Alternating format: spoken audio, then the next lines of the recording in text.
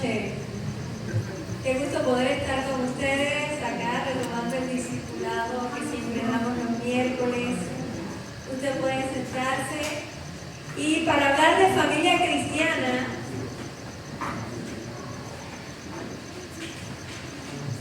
necesariamente hay que comenzar hablando con la célula fundamental de la sociedad, la célula fundamental de la familia, que es el matrimonio.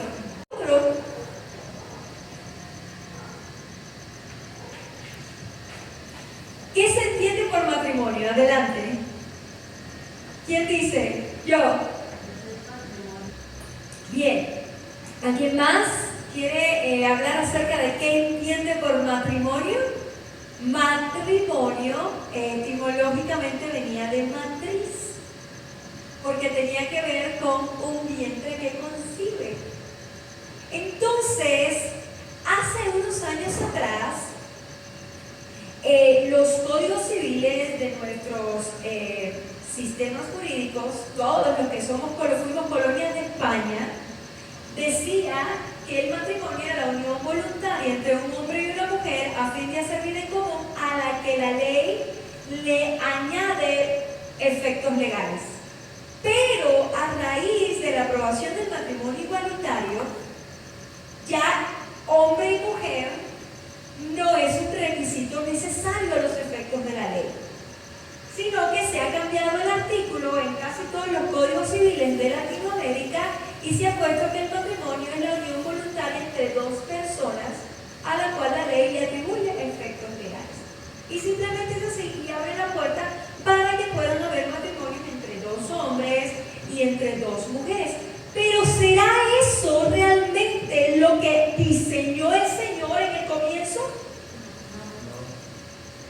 Vamos a ir a Génesis 2:24 y Génesis 1:26 al 28. Génesis 1:26 al 28 y Génesis 2:24. ¿Quién los tiene? Es fácil de buscar al comienzo.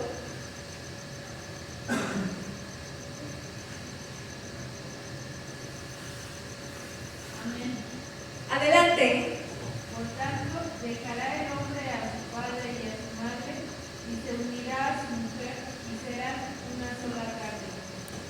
Aquí tenemos Génesis 2:24, por tanto dejará el hombre a su padre y a su madre, y esto tiene que ver mucho con un poco de la cultura o de la enseñanza sapiencial hebrea.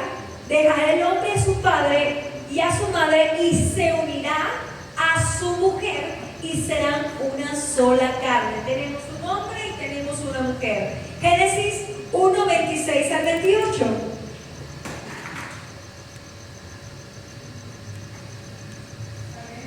Adelante.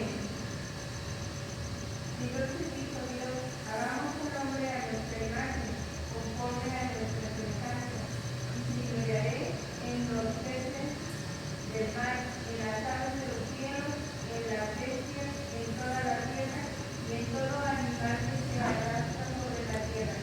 Y creó Dios al hombre a su imagen, a imagen de Dios lo creó, varón y hembra los creó.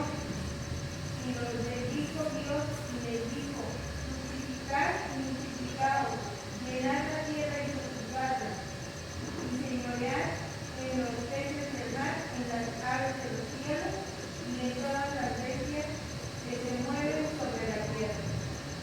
Muy bien. Y dijo Dios: hagamos al Adán, esa es la palabra en hebreo, pero Adán no significa varón masculino, significa género humano. Y Adama es la tierra. En hebreo, Adama es la tierra de donde sale Adán. Y Adán quiere decir rojizo, precisamente porque tenía que ver con que fueron formados del barro. Entonces, dice la Biblia que Dios creó al Adán, varón y mujer los creó. Nuevamente aquí aparecen los dos sexos. Entonces, viendo estos versículos bíblicos, también el Señor dice en el Génesis que Dios creó varón y mujer, del sexo femenino y del sexo masculino.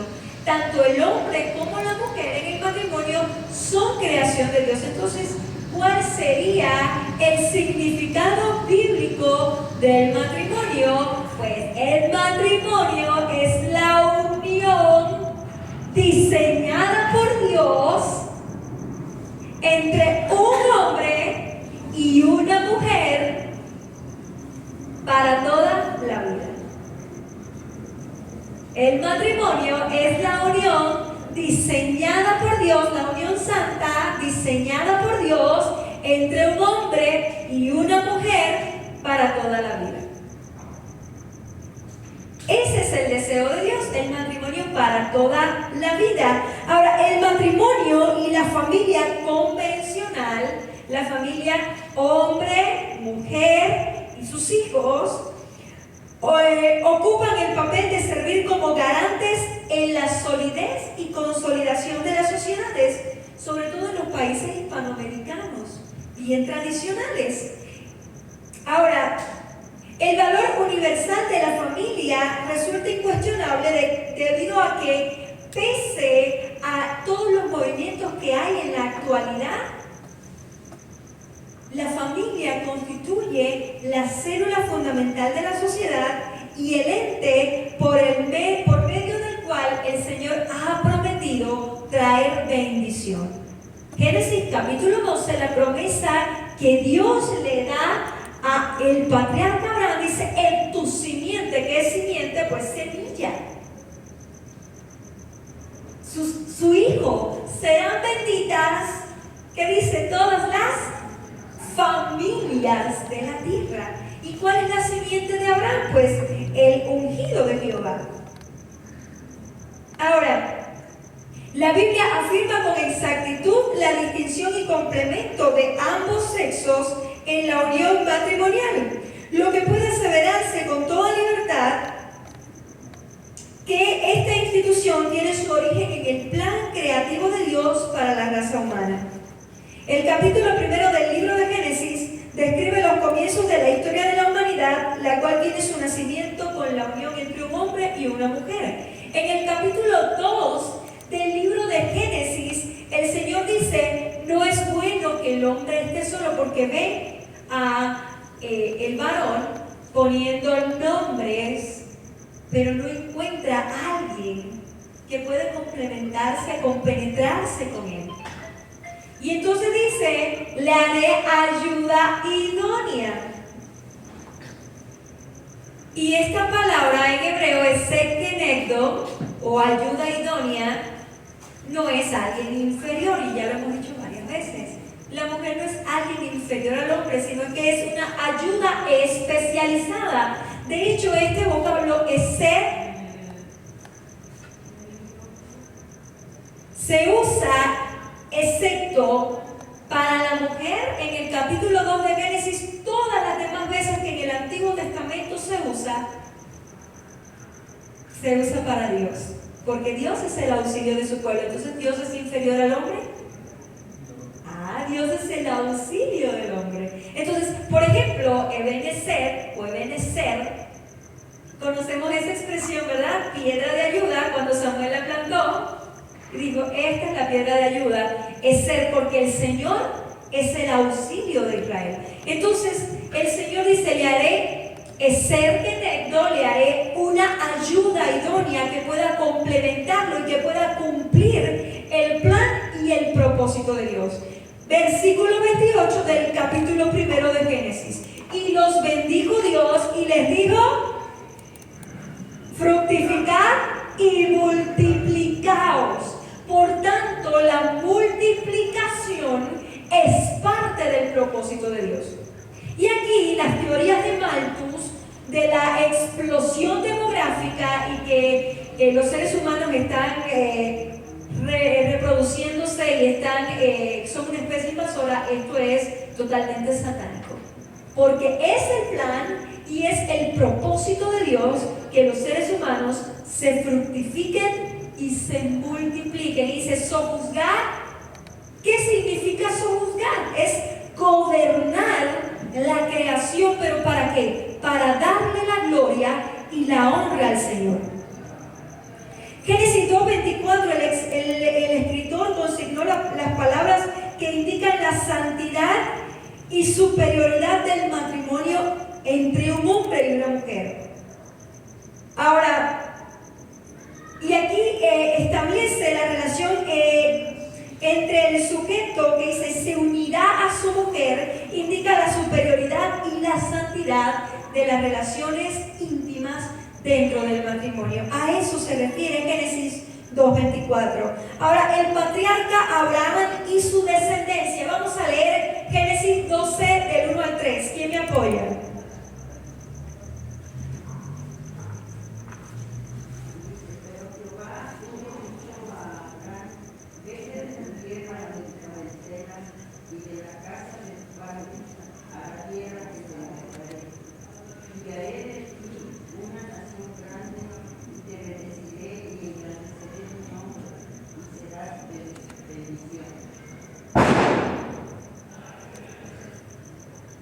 Al analizar este fragmento, podemos entender o comprender que la promesa divina dada al patriarca Abraham para su descendencia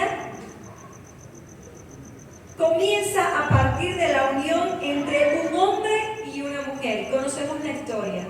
Una mujer que era estéril, Sara, y el escritor de Hebreos dice, y me da mucha risa, porque dice de un hombre ya casi muerto.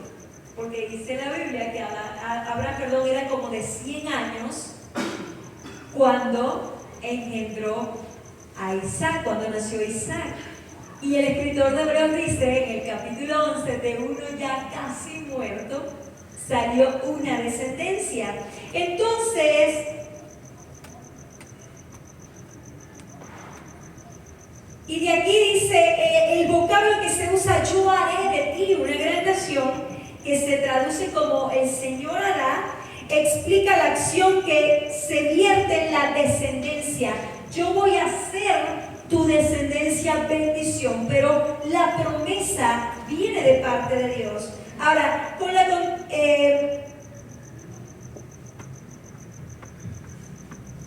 Dios proveería el medio en Abraham, esta familia escogida por Dios, Dios proveería el medio de bendición. Ahora, la promesa redentora entregada a un matrimonio. Vamos a leer Génesis 22:18.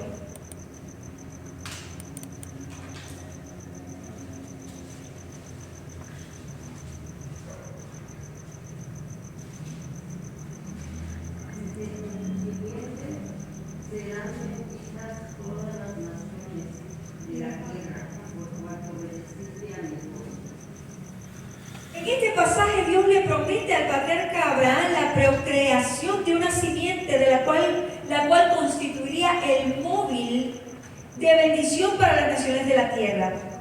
Ahora,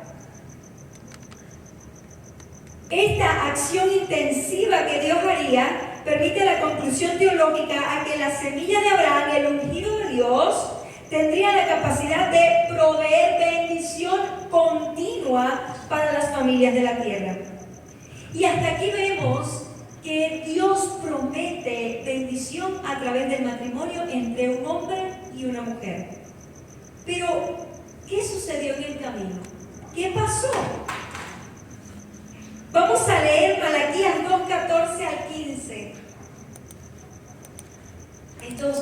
Este es un tema introductorio, porque luego vamos a estar analizando bíblicamente cómo fueron los modelos de familias y qué modelos estuvieron bien, qué modelos estaban incorrectos. Vamos a hacer un estudio a través de la Biblia por los diferentes periodos. Malaquías 2:14 al 15. Mas diréis, ¿por qué? ¿Por qué Jehová ha testimoniado entre ti y la mujer de tu juventud, contra la cual has sido desleal, siendo ella tu compañera y la mujer de tu pacto? Los hizo el uno, habiendo venido la abundancia de espíritu. ¿Y por qué uno? Porque buscaba una descendencia para Dios. Guardaos pues en vuestro espíritu y no seáis desleales para con la mujer de vuestra juventud. fue lo que sucedió acá? Malaquías es un profeta de la restauración de Israel, cuando habían retornado del exilio. Y vamos a analizar más adelante, en las próximas semanas, estas familias. En la Biblia encontramos algunos ejemplos de poligamia, pero no era la norma era la monogamia. Y después que ellos retornan del exilio, con Esdras, Nehemías, Zorobabel, ellos se consagran para Dios. Y aquí vemos los matrimonios monogámicos. De hecho, los que tenían matrimonios mixtos con mujeres que eran gentiles, dejan a sus esposas gentiles y dejan a sus hijos mestizos y se consagran para Dios, porque en este momento, en el momento de la restauración, era importante preservar la identidad de la nación. Y la identidad de la nación de Israel siempre está asociada con quién es Dios y con el culto a Jehová. Entonces esto implicaba que ellos, si se mezclaban con personas de otra cultura, porque la cultura de Israel giraba alrededor de la adoración a Dios, y la cultura de los demás pueblos era totalmente pagana. ¿Qué sucedió acá? Que después de ellos haberse consagrado, pasaron algunas generaciones y nuevamente cayeron en el pecado. ¿Y qué estaba sucediendo? Bueno, en Malaquías nosotros también encontramos el tema de que el Señor le reclama a su pueblo: ustedes me han robado con el diezmo. Y también habla acerca de con la esposa de tu juventud, con la cual has sido desleal. ¿Qué estaba pasando? Pues Moisés, en el Pentateuco, Dios mandó a dar carta de divorcio. Cuando el hombre hallara algo indecente y tenía que ver con la inmoralidad sexual, en una mujer podía darle carta de divorcio. Y esto precisamente indicaba que esta mujer, con esta carta, había sido dejada, y era como una especie de protección hacia ella. Porque las mujeres abandonadas en la antigüedad podían ser esclavas, podían ser llevadas a la prostitución. Entonces, esto era una forma de protección, porque si el hombre quería dejar a la esposa, tenía que darle su carta de divorcio y no podía dejarla con las manos vacías. Tenía que darle una compensación. Ahora, había otra ley también donde el hombre que sospechara de algo indecente en su esposa tenía que ir a donde estaba el sacerdote, y el sacerdote le daba del altar, tomaba un puñado de cenizas, las mezclaba con agua, esto decía la ley, y se las daba de beber a la mujer. Si el vientre se le caía, pues esta mujer era una pecadora, pero si no se le caía, el hombre estaba levantando falso testimonio contra su propia esposa. ¿Qué sucedía? Que nadie lo hacía. Pero ¿qué estaba sucediendo en el tiempo de Malaquías? En el tiempo de Malaquías, que el varón, lleno de deseos lascivos, estaba dándole carta de divorcio a su esposa y tomando para sí otra mujer más joven. Y el Señor dice: Jehová ha testiguado entre ti y la esposa de tu juventud, con la cual has sido desleal. Que recordemos, hermanos amados, que la mujer y el hombre sorprendidos en adulterio, según la Torá, eran muertos por la violación. Por tanto, en esta ley, que implicaba una sospecha en la cual no se había comprobado nada, los hombres vieron la brecha para pecar. Y Jesús dice en Mateo: por la dureza de vuestros corazones, Moisés permitió dar carta de divorcio. Y aquí lo vemos. En este sentido, el primer vocablo que se usa, que significa Jehová ha testiguado, el que se traduce, enfatiza la causa por la que Dios decidió ser testigo a favor de la mujer. Y esta tenía que ver con la acción desleal del esposo en el acto matrimonial. La palabra profética de Malaquías muestra el matrimonio heterosexual como un pacto monogámico de origen divino, y esto se explica a través del vocablo berit, que es el pacto, cortar pacto.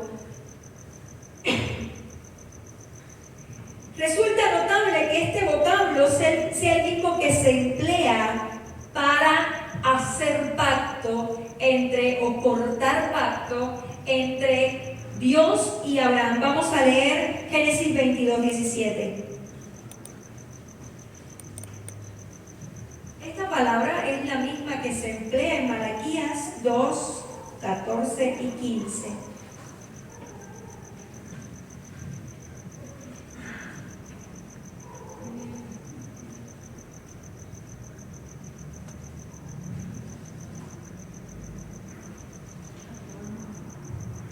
¿Lo tenemos?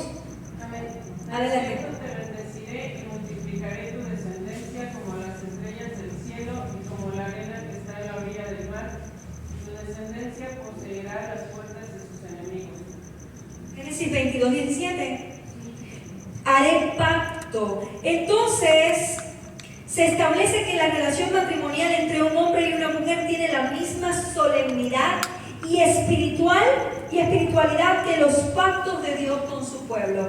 De hecho, en Oseas, el ejemplo que el Señor usa a través de la vida de Oseas y de su esposa Gomer es precisamente el pacto matrimonial.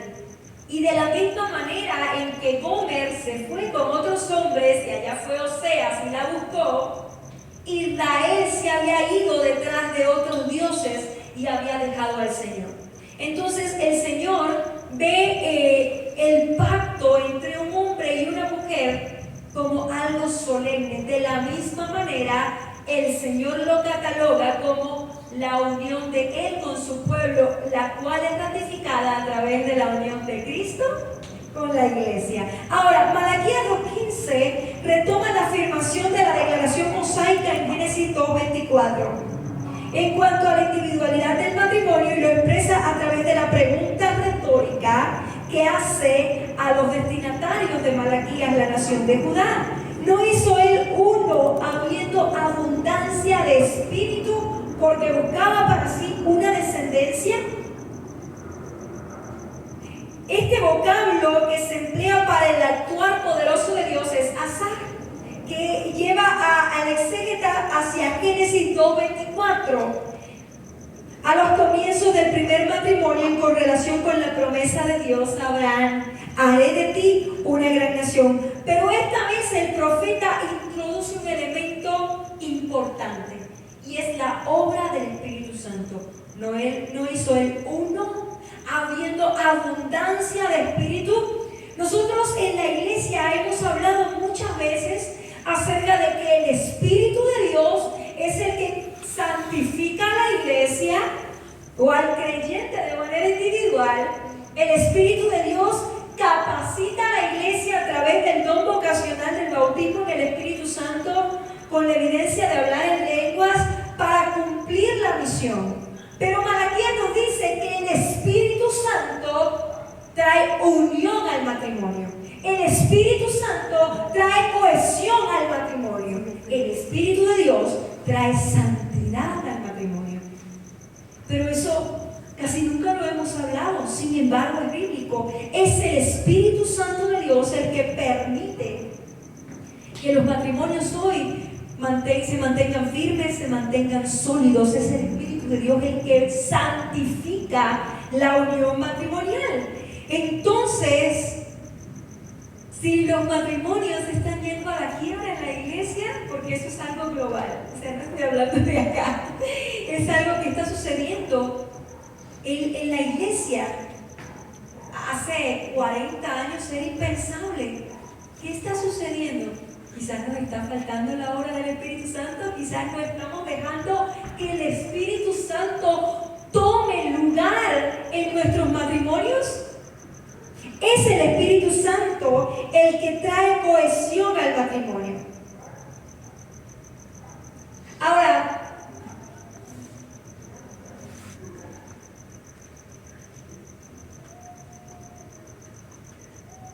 dentro del propio versículo se enuncia la acción divina de búsqueda de una simiente santa para él.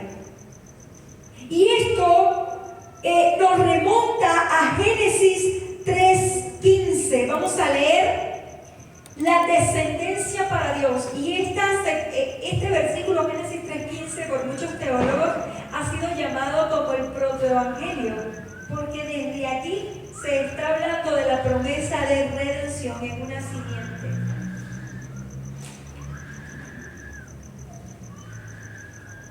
Y pondré enemistad entre ti y la mujer, y entre la simiente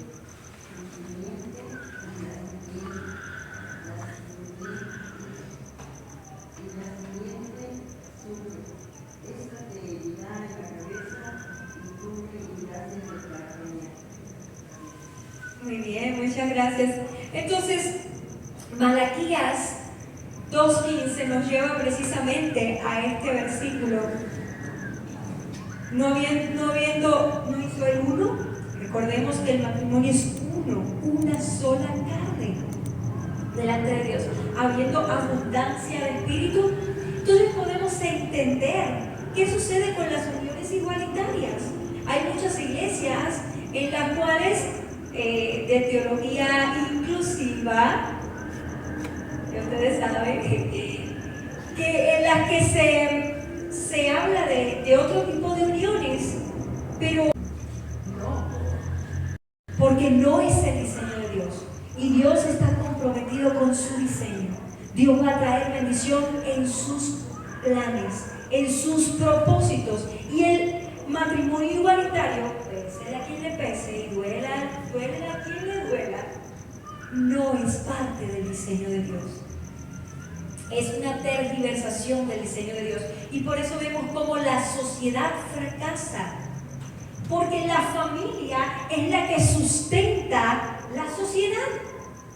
Familias saludables, sociedades duraderas; familias quebradas, sociedades inestables. Entonces, para triunfar, para que el enemigo pueda triunfar y el sistema del anticristo se pueda instaurar, pues tiene que ir contra la familia, tiene que ir contra la iglesia. Entonces,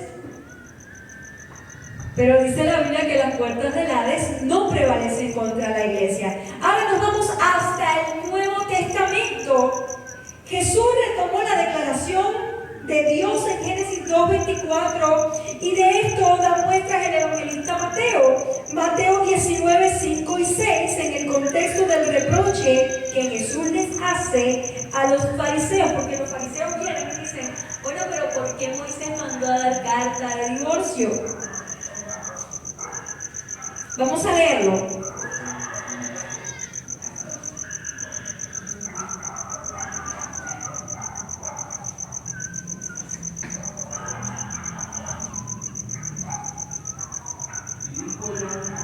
Por esto el hombre dejará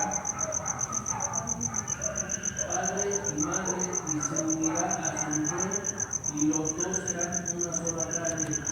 Así que no son ya más dos, sino una sola carne. Por tanto, lo que Dios juntó, no lo separé del hombre. Muchas gracias. Jesús amplió la enseñanza también en esta parte un poco después, hablando acerca de y los pasajes paralelos de los evangelios nos permiten entender que Jesús le dice: bueno, por la dureza de su corazón, pero lo que Dios juntó, y es un imperativo, no lo separe el hombre. Lo que Dios ya unió, si ustedes lo separan, ustedes están pecando. Eso es lo que le dice. Jesucristo refrendó el carácter superior y santo de la unión matrimonial entre un hombre y una mujer, pero explicó también que la relación matrimonial constituye una unidad indisoluble que no debe ser separada por la acción pecaminosa de los hombres. Puede entenderse entonces que las uniones igualitarias de personas del mismo sexo no reúnen los requisitos que el Salvador dice: ya no son dos, sino una sola carne. Estas nunca podrían tener un verdadero cumplimiento, puesto que es un hombre y una mujer, dice el Señor. El que los creó desde el principio los creó, varón y mujer los creó. Ahora,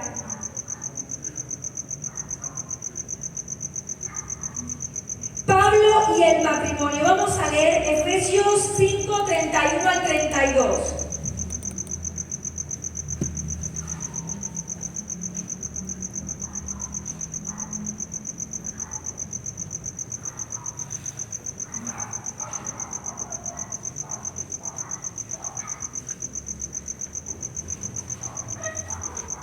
Ya lo tenemos, ¿quién lo lee? Efesios 5, 31 al 32. Por esto dejará el hombre a su padre y a su madre, y se unirá a su mujer, y los dos serán una sola carne. Grande es este misterio, yo digo esto respecto a Cristo y a la iglesia. Muy bien.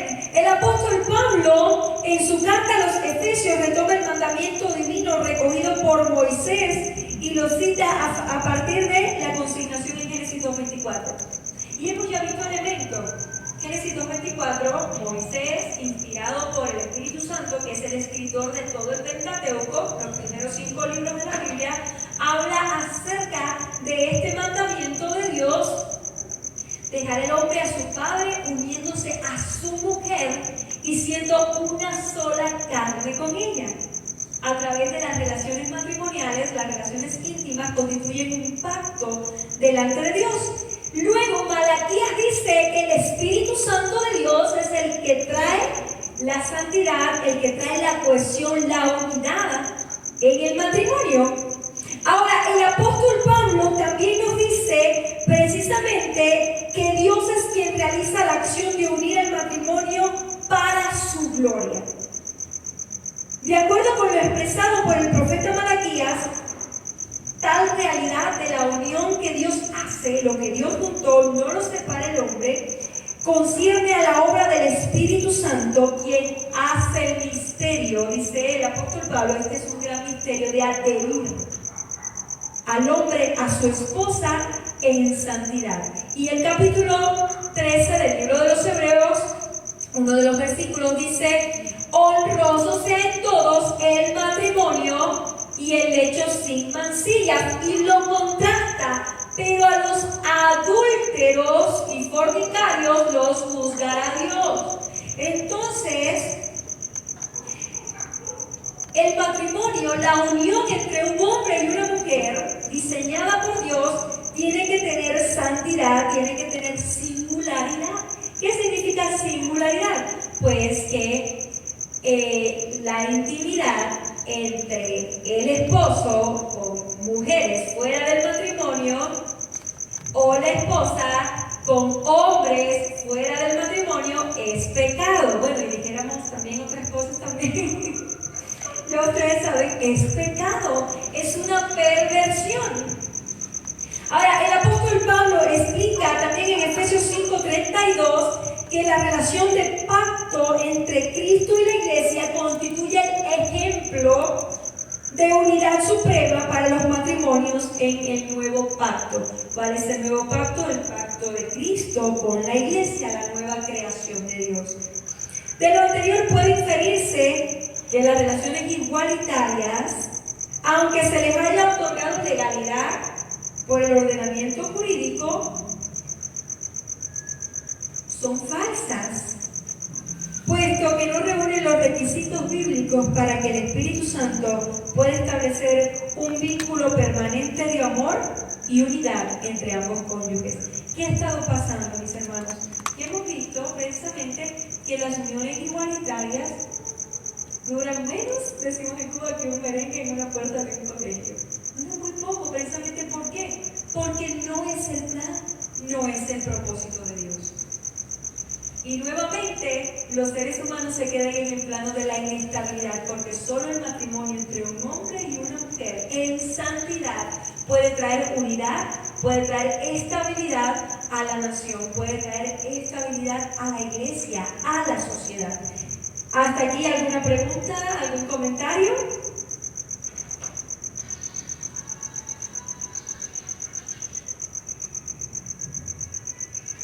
Vamos bien, entonces vamos a nuestras conclusiones del día de hoy.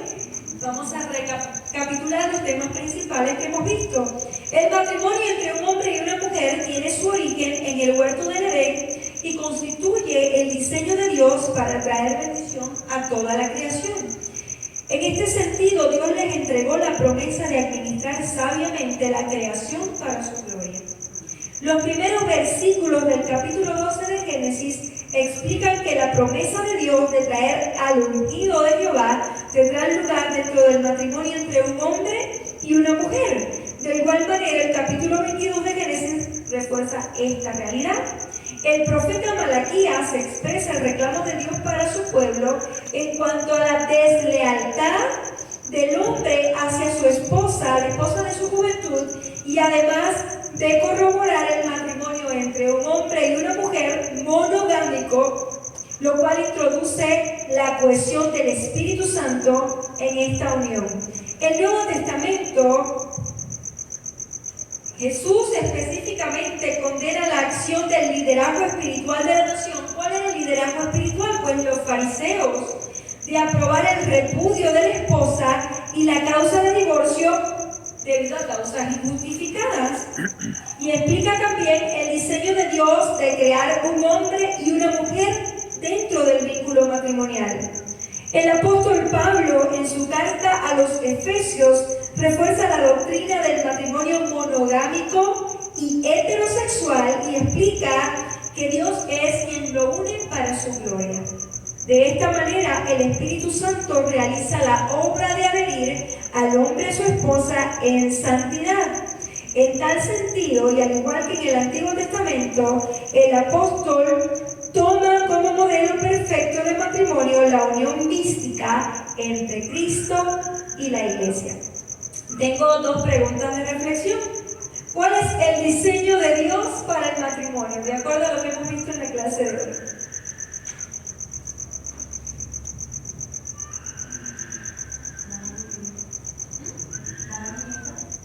¿Qué más?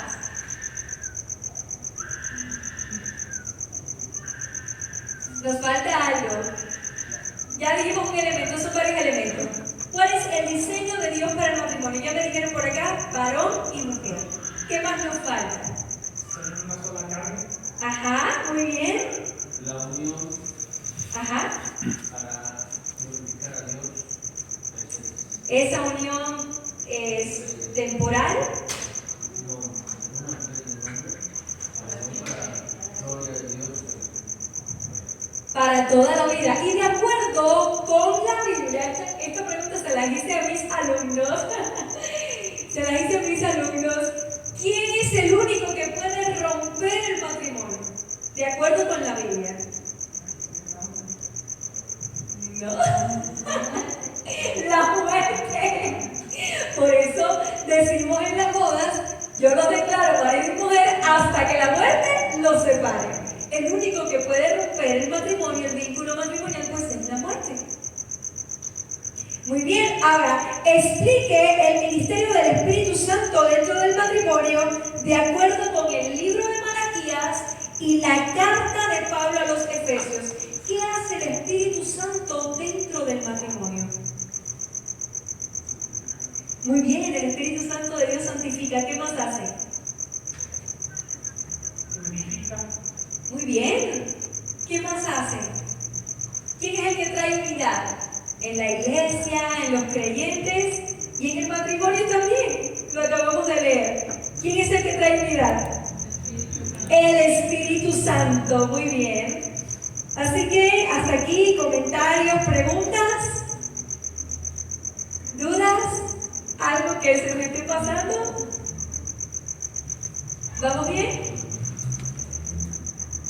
¿Qué le parece si nos ponemos en pie y oramos al Señor? La próxima semana vamos a ver familia en el Pentateuco y vamos a ver cómo cambia de entre un hombre y una mujer a poligamia.